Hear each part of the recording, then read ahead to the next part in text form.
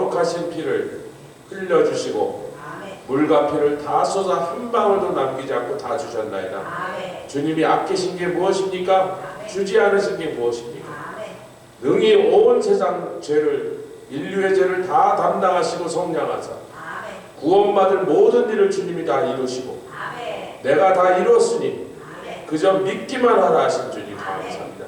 얼마나 이 은혜가 놀라운지, 믿을 수 없는 이 놀라운 꿈만 같은 사실, 믿도록 도와주신 성령님이시오.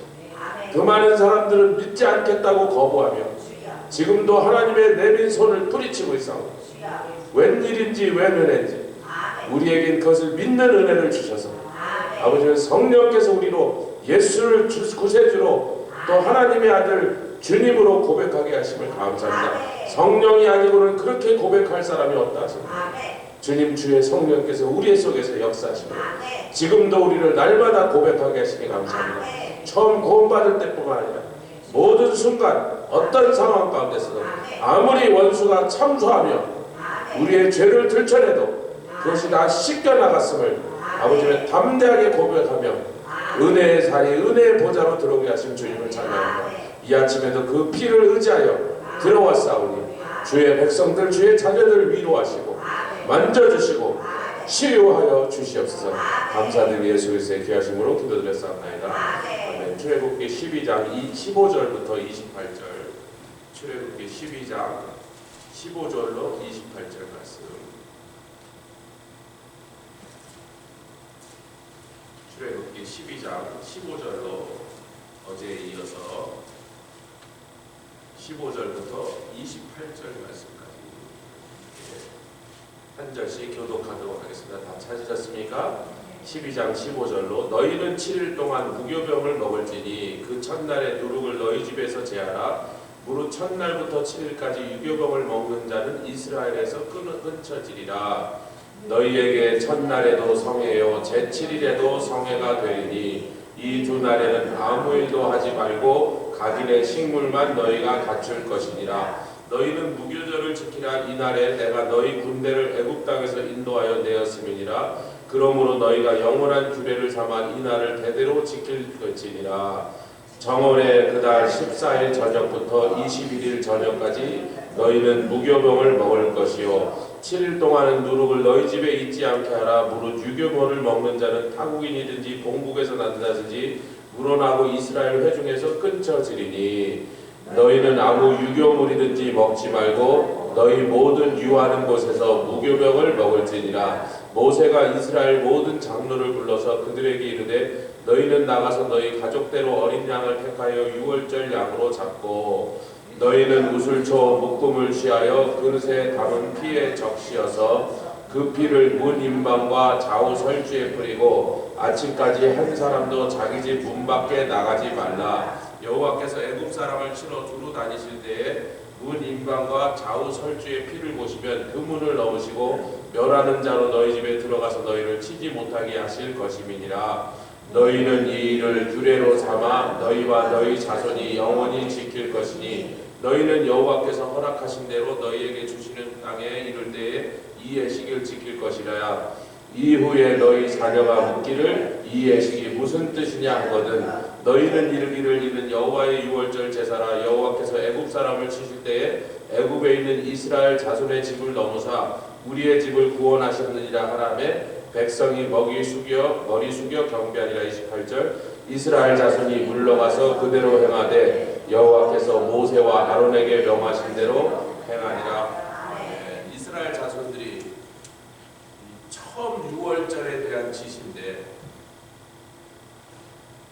참 그 중에 자기네들이 이해할 수 있는 왜 이렇게 하는지 알 수 있는 건 하나도 없었어. 또 정말 그렇게 될까 하는 것도 하나도 없었어. 근데 10가지 재앙을 통하여 애굽인들도 하나님이 다루셨지만 이스라엘 백성들이 다시 언약의 백성, 즉 하나님의 말씀을 들으면 바로 그 말씀을 붙잡고 행하는 사람이 되게 훈련하신 줄 믿습니다. 그렇게 준비를 시켜놓고 6월절을 선포하셨기 때문에 백성들이 그 피를 바른 것입니다. 만약에 준비가 안 되는데 아니 왜 그래야 되는데 뭐 말도 안 되는 소리야. 우리는 양이 없어요. 어쩌고 저쩌고 몸이 찌뿌둥해서 아내가 지금 임신 중이라 뭐 이런저런 핑계를 대고 수많은 사람들이 그대로 행하지 않았어. 언약의 자손의 모습이 아니라면 그날 밤에 이스라엘 사람도 많이 같이 맞아 죽었어. 할렐루야. 우리가 이제 어저께 인생의 봄이 6월절로부터 아비벌을 봄의 달로 아주 달의 이름을 새로 주시면서 이날로부터 너희는 너희 국가에 시작한 기원의 원년 원달을 삼으라. 여기서부터 새로운 역사가 시작됩니다. 우리도 돌아보면 내가 구원받은 날부터 그 전날까지 완전히 다른 사람, 막 180도 다른 방향으로 걸어가기 시작했습니다. 그 전에 하여튼 세상에서 뭘 쫓았든지 뭘 좋아했든지 어떤 사람이었든지 아무 상관없어요. 예수 안에서 완전히 새로운 아이덴티티와 목적과 방향을 주신 주님을 찬양합니다. 그러면서 우리의 인생의 봄이 시작돼요. 옛날에는 찬송을 불러도 감격도 없고 기쁨도 없고 뭐 의미도 모르겠고, 특히 저는 음정 박자 안 지키는 사람하고 노래 부르면 굉장히 괴로운데, 옛날에 우리 할머니들 그랬어요. 음정 박자 없어, 그냥 아예 악보가 없어, 그냥 부르고 싶은 대로 부르시고 느리고 싶은 대로 느리시고. 그럼 이제 저희처럼 음악을 좀 배운 사람들은 거기서 막 소화가 안 되는 거예요. 그런데 막 그냥 막 은혜를 받으니까 박자가 어떻게 됐든지 막 그게 중요한 게 아니야 지금. 쏟아지는 눈물을 닦느라고 그게 정신이 없어갖고 눈물 매니지먼트가 안 돼갖고 싹 박혀버렸어. 그렇게 거칠고 그렇게 급하고 그렇게 못됐던 그런 사람. 우리가 노력해서 정신 수양해서 성격 개조를 하려고 들어간 게 아니라 성령께서 막 바꾸시는 거예요. 세례자에 그때 제가 매일 입에서 욕을 달고 살았는데 욕하려고 그러면 손가락 두 개 딱 여기 딱 넣어 10일 동안 그러니까 알겠다고 욕 안 하면 될 거 아니냐고. 그 손가락 누구 손가락인지 알 수가 없는데 보이지도 않아요. 근데 정말 손가락에 딱 누르는데 어떻게 해요? 별 희한한, 제 인생에 처음 겪은 희한한 일. 무슨 그런 일이 있냐고. 어디 가서 말도 못해. 저 사람 미쳤다. 이상한 소리야. 진짜 그랬는데 어떡하냐. 네, 그러니까 뭐 벨사사고 안에 벽에 손가락에 나서 썼다. 전 믿어지는 거야. 여기 누르는 손가락이 같은 손가락인지도 몰라. 주님의 손가락. 자, 인생의 봄이, 겨울이 아무리 길고 그 긴 겨울은 여러분 정확하게 400년 노예 생활. 하나님이 하루하루 날짜까지 세셨다. 430년을 딱 맞춰서 출발하셨다. 30년은 애굽에서 아주 좋았어요. 그러더니 막 상황이 바뀌어 요셉이 죽고 30년이 지나니까 애굽 사람들이 얼굴이 확 변해서 히브리 사람들 미워하며 무시하고 압제하여 종살이를 시켰는데 400년의 겨울이 지났는데, 그보다 더 놀라운 거는 주 72년에 예루살렘이 완전히 불타버리고 유대인들이 다 유대 밖으로 쫓아가서 다시는 돌아오지 못하게 내린 로마 황제 명령. 1900년 동안 온 세계를 흩어다니면서 방랑하며 거기서 핍박당하며 어떤 나라에서 아주 제대로 막 맞아 죽으면서 이렇게 방랑하는 세월이 계속됐대요. 하나님께서 그 이스라엘을 다시 국가로 세우시겠다 하신 그 약속의 말씀을 어떤 신학자도 믿지 않았어요. 그들은 다 상징적인 표현이다. 천국 가는 얘기하는 거다 그랬어요. 근데 1948년에 딱 이스라엘이 독립했을 때 세계 모든 신학자들이 자기들의 주장을 다시 찢어버리고 다시 썼어요. 하나님 그렇게 하십니다. 1900년의 겨울. 그 우리 인생에 태어나서 뭐 이렇게 힘들었어요. 저렇게 고난당했어요. 누구한테 뭐 못되게 당했어요. 뭐 누구한테 배신당했어요. 그러면서 겨울이 길었다는 얘기하는데 제가 뭐 몇 년 그랬는데 한 30년 이상, 꼴랑 30년 하고 400년 동안 그 겨울을 지나간 사람, 1900년 동안 그 겨울을 지나간 민족입니다. 뭐 그게 대단한 거예요. 이 유구한 역사에서 1900년 별거 아니다. 우리 인생에 길었다고, 저보다 겨울이 더 길었던 분도 계실 겁니다. 상관없다. 예수만 만나면. 어제 워렌 스미스 얘기했지만 지금 70 몇 년 동안 예수 모르고 살다가 인생 마지막 정말 마지막 끝에 이제 십자가에 강도에기도 했죠. 당연히 복음을 전하면서 뭐 아무렇게나 뭐 언제라도 하여튼 죽기 전에 십자가 위에 강도는 숨 넘어가기 몇 분 전에 예수를 믿고도 주님이 오늘 내가 정령이 나와 함께 낙원에 있으리라 말씀하셨어요. 지금 당신이 지금 낙원 가는 길인데 뭐라고 뭐라고 얘기해도 자기가 따라 할 테니까 뭐 하면 되겠네요. 할렐루야. 그러니까 뭐 그렇게 말하면 뭐 쉽지. 예수 믿으라고. 예수 믿겠다. 그럼 따라 하라고. 뭐라고 하면 되겠다고. 다 따라하고. 할렐루야. 그렇게라도 마지막에라도 믿는 사람 그래도 복된 사람입니다. 아멘. 자, 우리가 이제 주님이 우리에게 무교병을 먹으라. 이 교자는 누룩이라는 교자죠. 무교는 누룩이 없다. 유교는 누룩이 있다. 근데 무교병을 먹으라고 하시는데 그 유대인의 그 6월절 잔치에 제가 한 3번 정도 가서 앉아 있어 봤어요. 진짜 유대인들이 하는. 우리 교회에서도 한번 했죠. 근데 그 6월절 날 무교병이라는 게 우리 마켓에 파는 맛자라는 걸 사다가 합니다.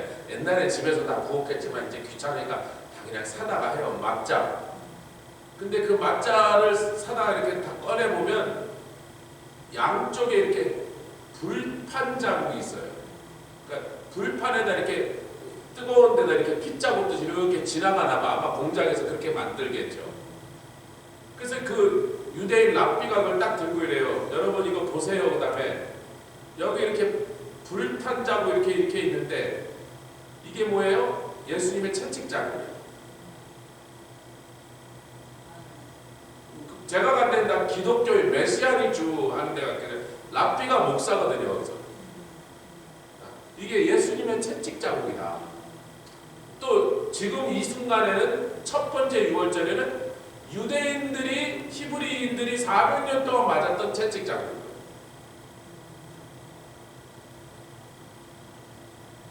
그 다음에 그날 밤에 내 백성이 군대가 돼서 나오리라 그런단 말이에요. 원하지도 않았는데 벌써 군대에 끌려갔구나. 이스라엘 장정 60만이 나왔는데 여러분 이 얘기를요 12장 제일 끝에도 그럽니다. 나오는 장면에 41절 42절 12장 41, 42절 시작. 430년이 마치는 그날에 여호와의 군대가 다 애굽 땅에서 나왔은즉 군대가 나올 것이다 그러더니 430년 6월절 사건이 끝나면 바로와 온 애굽이 나가라고 하니까 여호와의 군대가 나왔더라. 여러분 우리가 보세요.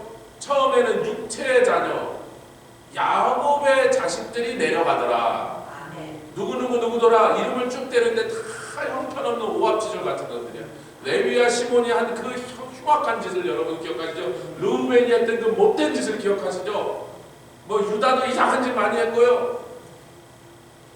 그러니까 그 사람들이 인간의 눈을 볼 때 정말 후레 자식들 콩가루 집구석 자식들이라고 형편없는 인간들이에요. 그런데 야곱의 자식이 출발을 했는데 애굽에 들어갈 때는 이스라엘의 자손으로 들어가더라. 할렐루야. 언약의 백성으로 들어가서 그곳에서 요셉 밑에서 신앙 공동체를 이루고 살다가 그 신앙 공동체가 핍박을 많이 받았어. 수모를 많이 겪었고 그래갖고 막 신앙도 잃어버리고 뭐 나중에 애국 사람처럼 막 음란하게 우상도 같이 섬기고 하나님이 누군지도 모르다가 이게 괴로움이 심해지니까 하나님 앞에 부르짖다가 신음소리가 부르짖음으로 변할 때 하나님께서 그 언약의 내용을 다시 기억하게 하시고 구원자를 일으키시고 아멘. 이게 우리의 신앙생활과 굉장히 이게 평행을 이루는 흡사한 모습이잖아요. 그래갖고 애굽에서 세상에서 나오라 그러니까 나오면서 세상에서 나와서 바로 어디로 갔어요? 논산훈련소로 입대했어요. 뭐 강원도에서 버스를 타고 왔던 경상도에서 기차를 타고 왔던 뭐 서울에서 자가용을 타고 왔던 올 때는 다 딴 데서 뭐 다 동네마다 다시 왔지만요 논산에 모여서 논산에 아침에 이제 입소하기 전날 장로님도 그렇게 다 하셨을 거예요. 아침에 입소하기 전날 다 가서 머리 감고 그냥 바리감으로 막 밀어버려. 뭐 스타일이고 뭐 어디서 그냥 왱왱왱 그냥 3분이면 다음 그거면 이제 아저씨 얼마예요? 2,000원. 좀 길게 남겨도 돼. 왱왱 안 들어요 거기 아저씨. 다 똑같이 밀는 거야. 기계나 소독하는지 몰라. 그리고 식구들하고 같이 가서 불고기 한 판 구워 먹고 들어가는 거예요.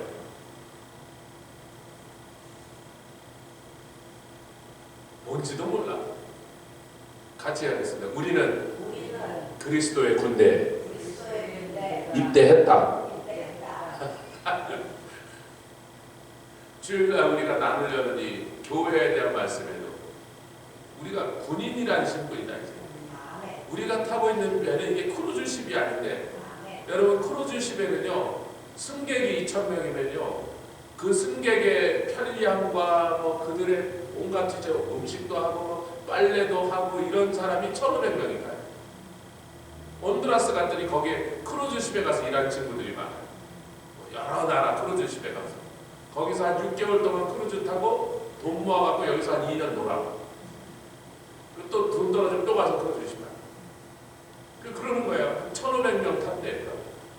승객을 2,000명.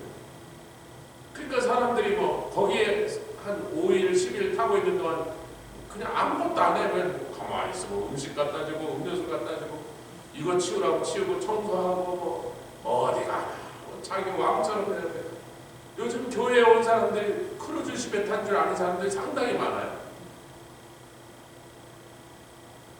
근데 크루즈십이 아니고 같이 합니다. 배럴십이다. 전투함이에요. 전투함에 타면요 위급하면요 할 수 없어요. 뭐 요리사도 나와서 기관포 쏴야 되고 아멘 뭐 구멍이 나고 그러면요 뭐 지가 뭐 선장이든 뭐든 배에 구멍이 나니 다 죽게 생겼는데 가서 같이 막 그 구멍 떼우고 어떻게 해야지 그걸. 평소에 뭐 직급이 그런 필요 없단 말이에요. 지금 배가 가랍게 생겼는데 뭐 다 내려가서 그 구멍 막는 거 같이 해야지. 불 붙으면 같이 불 꺼야지 뭐 같이 죽을 건데. 아멘.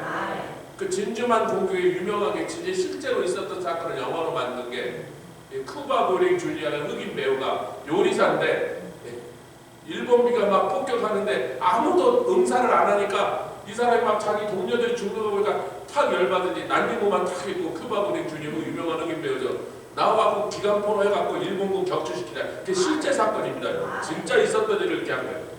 그 사람 특진해갖고 어디 가고 그래요. 요리사야 요리사. 이거 싸본 적도 없었는데 뭐. 내 동료들이 죽는데 뭐 가만히 있겠어 그걸 보고. 군대 가면 뭐 건빵을 주거든요. 건빵 밑에도 여러분 어렸을 때 건빵 드셔본 적 있으세요? 아 예, 할렐루야. 같은 연도에 태어났거든요. 이게 경험을 비슷하잖아요. 건빵이 위에는 이렇게 맨질맨질한데 밑에를 딱 뒤져보면 그 무교병에 있는 그 불판 자국이 꽂아있거든요. 이렇게 십자가 이렇게 채찍자. 쓴 나물을 함께 먹으라. 유대인 랍비들이 6월절날 쓴 나물을 딱 먹으라. 주로 뭐 파슬리. 근데 우리 쓴 나물을 잘 먹는 우리 입에는 하나도 안 쓴데 자기네들은 그게 쓰다고 먹는 거예요. 우리는 워낙 뭐 쓴밥이 민들레만 먹어서 하나도 안 써. 근데 하여튼 본인들 입에 굉장히 쓴가 봐. 그래서 이제 파슬리도 하여튼 그런 좀 약간 쌉쌀한 나물을 이제 익혀서 거기다 올려놨는데 그걸 먹으면서 이제 요 쓴 나물 이렇게 들고 자 이거 먹읍시다 그러면서 요거는 우리 백성들이 유대인들이 애굽에서 서퍼링 했던 그 슬픔과 고난을 우리가 기억하자고 먹는 겁니다. 내가 볼 때는 막 저기 육모처 이 정도 해줘야지. 파슬리 먹고는 뭐 별로 고난이 기억 안 날 것 같은데 하여튼 그들은 고난이 기억이 난대 그걸 먹으면. 자 할렐루야. 여러분 마하나임이라고 하는 것은요 야곱이 야복강가로 가는 그 밤에 갑자기 하나님의 군대가 어디로 이동하는 것을 봅니다. 저는 이게 참 성경에 그리고 아무 설명도 없어요. 그 군대가 왜 나타나는지, 어디로 갔는지, 뭘 하러 나왔는지, 야곱이 그렇다고 그 군대하고 또 무슨 여호수아처럼 군대 이끄는 천사장하고 대화를 한 것도 아니고 그냥 엉뚱한 사건이 하나 기록되어 있어서 늘 참 무슨 소린가. 근데 이제 야곱이 그걸 딱 보더니 야, 하나님의 군대네. 그래서 마하나임 그럽니다. 근데 그 마하나임은 복수형으로 바뀐 거거든요. 그러니까 하나님의 군대가 많다 그런 뜻이었어요. 그런데 생각해보면 그날 밤에 야곱의 이름이 이스라엘로 바뀐다는 이제 몇 시간 후에 그런 사건이 벌어져요. 그러니까 이스라엘 자손을 오합지졸인데도 불구하고 지금 뭐 칼과 창을 들고 전쟁하는 건 한 번도 흉내도 내보지. 아니 이스라엘이 히브리 노예들에게 창이나 칼을 한번 쥐어보라고 해봤겠어요? 한번 검법 좀 배워보라고 했겠어요? 그러면 자기네들이 덤벼줄 건데 창과 칼은 만져보지도 못한 사람인데도 그날 밤에 갑자기 이 무지렁이 같은 노예들이 종들이 그냥 여호와의 군대로 이스라엘의 군대로 둔갑한다. 그래서 옛날 창세기의 야곱이 이스라엘로 변한 날 하나님의 군대가 출동을 했어. 그리고 오늘은 이제 땅에 인간으로 된 이스라엘 백성을 군대로 삼으셨어. 그러니까 하나님의 여호와의 전쟁은 천사가 하늘의 군대가 출동하고 그 군대와 함께 땅의 군대도 조인해 갖고 싸우라. 뭐 이렇게 제가 그런 건가 보다. 느낌은 지금 그래요. 근데 성경 어디에서도 이 얘기를 누구도 언급하지 않았기 때문에 레퍼런스가 부족하고 그렇다라고 말하기에는 여러 가지 다른 그것을 보충할 만한 다른 내용들이 있어야 되는데 그냥 그런 영적으로 그냥 그렇게 묵상하면서 그런 게 아니겠는가. 근데 여러분 마하나임이라는 이름이 복수인데 아임 그러면 전부 복수거든요. 엘로힘, 샤마임 전부 복수를 만드는 어미란 말이에요. 근데 마하네 그러면 단수란 말이에요. 그게 군대란 말인데 단수형이에요. 아멘. 그게 또 쓰인 적이 한 번 있죠. 마하네단. 그게 누구예요? 삼손이 소라와 에스다올 사이에서 사사기 13장 25절 같이 찾겠습니다. 뭐 시간이 좀 남았으니까 사사기 13장 25절.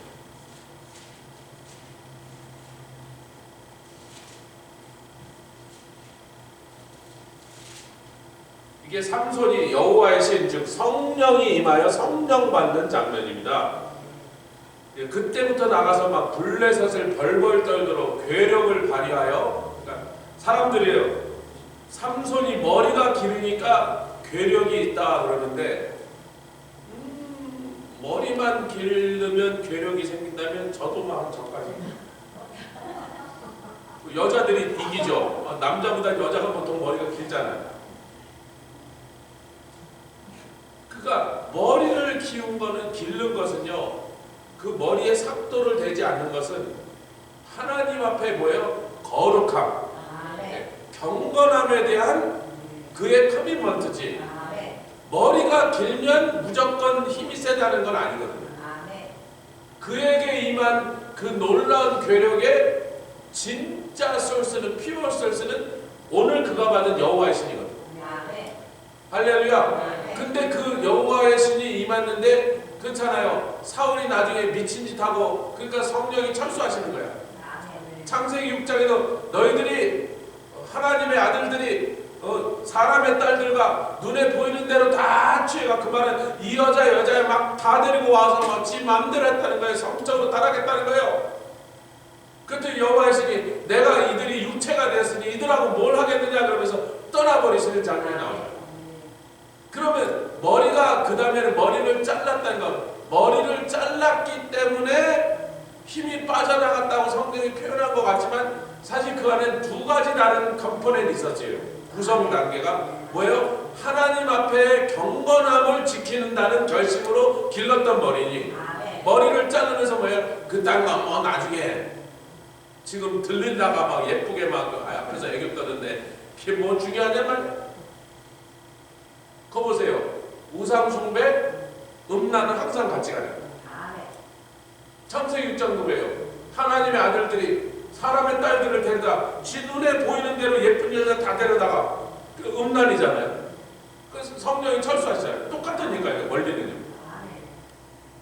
그 지금 어찌됐든 여호와의 신이 임한 그곳 같이 읽겠습니다. 25절 읽겠습니다. 시작. 소라와 에스다올 사이에 마한의 달. 여러분 그런데 소라와 에스다올 사이에는 베세메스가 있어요. 소라와 에스다올이 그렇게 멀리 떨어진 도시가 이렇게 이웃에 있는 말인데 그 사이에 베세메스라는 큰 국경 도시가 있습니다. 그때도 있었고 지금도 있습니다.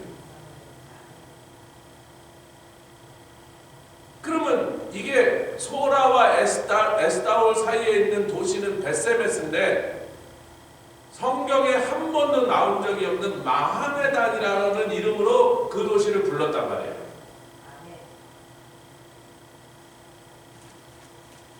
그리고 마하네단이라는 이름은 이스라엘의 지도, 고대로부터 다른 나라가 만든 지도, 이스라엘 자신이 만든 지도, 현대 학자들이 만든 어떤 지도에도 마하네단이라고 베세메스를 표시한 적이 없습니다. 그런 지명은 없어요. 그러니까 이것은 실제 도시 이름이 아니라 그곳에서 벌어진 사건을 영적으로 그냥 레이브로 한 것뿐이죠. 삼손이 성령을 받았더니 그가 단지파 사람이잖아요. 단지파의 군대가 되었더라. 삼손 혼자인데 그 혼자가 다 군대야.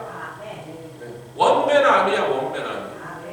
근데 옛날엔 그랬거든요. 한 300년 전까지만 해도 이 총으로 싸우기 전에 한 400~500년 전까지만 해도 양쪽에서 제일 쌈자라는 기사 혹은 옛날에 무사, 용사들이 탁 나와갖고 너희들 중에 제일 센 놈하고 나와보자 붙자 그래갖고 붙었거든요. 그게 진짜로 500년까지 전장에서 늘 있던데 동양에도 그렇고 서양에도 그렇고 한 사람이 그날 전투를 확 뒤집어 엎는 거예요. 이쪽에 용량이 너무 센 장수가 귀신같이 싸움을 잘하면 적의 장수들 막 때려 죽이면요 그 다음에 저쪽 군대는 전의를 그 막 도망가고 이쪽은 막 쫓아가고 반대로 이쪽이 나갔던 장수가 치면 이쪽이 막 도망가고 저쪽이 막 쫓아가고 그러는 거예요. 그러니까 한 사람에 의하여 전쟁의 판도가 확 바뀌어버리는 그런 시대의 얘기거든요. 삼손 혼자 나가니까 다들 아무 따라 나갈 필요도 없어. 그냥 혼자 다 때려 죽이는데 뭐 무기도 필요 없어. 그냥 아무거나 잡히는 대로 들고 휘두르니까 그거에 다 맞아버린다. 얼마나 괴력이 센지. 근데 그 괴력은 성령으로 임하여. 그러니까 우리가 이제 제가 우리 여기 주일날 자 우리는 군대입니다. 그리스도의 군대입니다. 나는 그리스도의 군사입니다. 용사입니다. 따라하세요. 그럼 뭐 목사가 시킬까 싶지 뭐 안 따라하면 또 시킬 거니까 뭐 하는데 자기를 볼 때 자기가 용사 같지 않거든. 자기를 볼 때 막 여기저기 삭신 쓰시고 나이도 들고 내가 무슨 용사라고. 그 사람들이 아직도 뭐에 착각하는 거예요? 내 힘으로 내가 용사가 된다고 생각합니다. 내가 힘이 없으니 어떻게 용사가 되겠느냐. 성경은 처음부터 보면 용사는 어떻게 만들어지냐. 하나님의 성령이 임한 사람, 그 성령의 능력으로 우리가 적이 깜짝 놀라 세상을 깜짝 놀라는 그런 용력이 벌어지는 것이지 성령의 능력으로 싸우라는 거예요. 그리고 성령의 능력으로 이긴다는 거예요. 그 능력이 성령으로 말미암아 온 거라는 걸 알고 있는 사람이. 그러니까 성령 앞에서 늘 겸손하면 되는 거예요. 아이고 뭐 저는 힘이 없는데 주님은 세시니까, 저는 능력이 없는데 주님은 강하시니까 내가 뭘 할 수 있겠습니까? 그러나 성령께서 능력을 주시면 할 수 있겠나요? 그렇게 싸우라는 거예요. 아멘. 그런 의미에서만 우리가 군대는 뭐 광야에서 40년 동안요 아무리 훈련을 시켜도요 끝까지 오합지졸들이야. 그 생겨먹은 모습은요 이 노예 근성이 벗어지지 않아갔고요.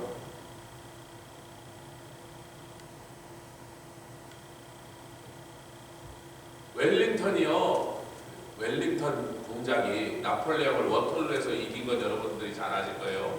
하여튼 뭐 어디서 들었는지 알 건데 그 웰링턴이 유명해진 건요 이 사람이 공작입니다. 원래 귀족인데 잘 사는 집의 귀족인데 원래 그 당시에 귀족들은요 싸움도 못하면서 돈 주고 군대에 가면서 돈 주고 군대에서 장군 지위를 샀어요. 영국 군대 전통이 그랬어요. 그래서 영국이 나폴레옹하고 싸우기 전에 스페인을 침공한 불란서군에 맞춰서 스페인이 싸우는데 뭐 상대가 안 되니까 스페인까지 떨어지면 그 다음에 영국으로 본토로 쳐들어올 것 같거든요. 그러니까 웰링턴 공작을 그때 사령관으로 몇만 명을 보냅니다. 함대하고. 그래서 스페인에서 불란서군을 상대로 3년 동안 전쟁을 하는데 스페인의 게릴라들과 포르투갈의 게릴라들이 막 산속에서 막 그냥 게릴라야 게릴라. 여러분 게릴라라는 말이 그날 처음 시작된 거예요. 불란서랑 전쟁한 스페인 사람들이 그 막 밤에 산적처럼 도는, 그래서 저것들 게릴라가 부르는 게 지금 게릴라라는 용어가 된 것입니다. 근데 이제 그 게릴라 전쟁만 해서는 그 큰 군대를 이기지 못하죠. 불란서에 굉장히 유명한 원수 장군들이 여러 사람이 거기 갔거든요. 나폴레옹이 스페인까지 점령하고 난 다음에 내 동생 조셉 보나파르트를 그 나라 왕으로 삼기로 했다 그런 거예요. 그 동생을 스페인 왕을 만들라고. 근데 이제 그건 그렇게 됐는데 웰링턴이 이름도 들어보지 못한 영국의 잘생긴 미남 총각이 와갖고 저놈이 뭘 싸우겠어 그랬는데요. 웰링턴이 거기서 불란서 군대를 상대로 계속 승리를 하네요. 근데 영국에서 상륙한 영국 군대는 불과 4, 5만 명밖에 안 되니까 불란서는 20몇만 명이 왔으니까 도저히 병력이 보니까 스페인 사람들하고 싸웠는데 이 스페인 군대가 형편없는 거야. 그래서 스페인하고 연합작전에서 계속 졌어요. 그래서 포르투갈로 후퇴를 했는데 포르투갈은 나라도 작고 별볼일 없는데 그 나라의 군대는요 우리 힘으로는 도저히 불란서를 이길 수 없다 생각하니까 영국군 장군 웰링턴 말을 잘 듣습니다. 우리는 힘도 없고 무기도 없으니까 당신이 하라는 대로 하겠습니다. 그래서 영국군이 포르투갈 군대를 훈련을 잘 시켜요. 그래서 그때부터 포르투갈 군대를 데리고는 불란서군을 계속 격파합니다. 그래서 그때 나폴레옹이 웰링턴이라는 이름을 기억하고 있었던 거예요. 그놈 뭐 영국에서 온 놈 어떤 젊은 놈 하나가 그렇게 우리 군대의 대단한 장군들을 상대로 계속 승리를 거뒀단 말이야. 그런데 워털루에서 10년 만에 다시 마주친 거예요. 아이고 좀 이거 힘들겠구나 그렇게 생각합니다. 그런데 그 웰링턴이 일기장에 이렇게 썼습니다. 이 포르투갈 놈들하고 우리 군대가 섞여갖고 전투는 그런 데서 하는데 딱 전투가 끝난 승리로 끝나고 나면 이 포르투갈 군대하고 영국 군대가 약탈을 하는 거예요. 스페인 사람들 뺏고 막 불질르고 막 여자들도 괴롭히고 이러니까 웰링턴이 거기다 이렇게 썼습니다. 이것들은 인간이 아니야. 이게 무슨 군대야. 이게 무슨 군인이야. 잡범들이야 잡범. 이것들이 도적대들이야. 그렇게 써놨어요. 웰링턴의 일기장에. 제가 전쟁사를 연구를 하니까 이 내 밑에 있는 이 군대는 전쟁을 어떻게 해갖고 겨우 전투를 이기지만 이게 군인도 아니에요. 그렇게 써놨어요. 40년 동안 광야를 헤매던 그 이스라엘은 군인이 아니에요. 군인은 아닌데 하나님은 계속 첫날부터 그러니까 군대요.